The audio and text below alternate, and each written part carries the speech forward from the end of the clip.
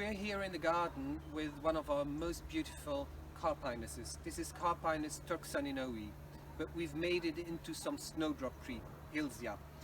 We've put more than 150 kokedamas, which are Japanese mossballs, with snowdrops to celebrate our famous snowdrop days here in the Arboretum.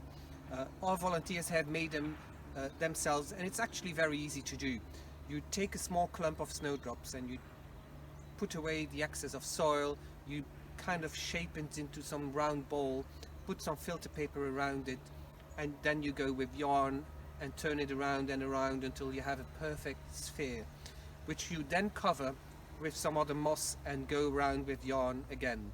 That's the first way of doing it. The second way could be instead of using the paper, you use a little layer of clay on which you put the moss, and you start to cover it with some yarn again to keep it in a very beautiful round sphere shape.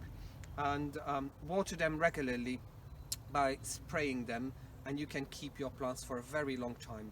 Japanese do that with indoor plants, and they present them on a small plate or hang them for several growing seasons indoor. You can prune and shape them.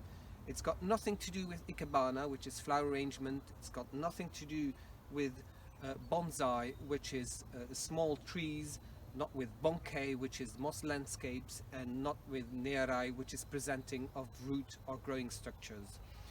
For these snowdrop balls, we'll put them later on back into the ground, into the arboretum, so they can grow freely again.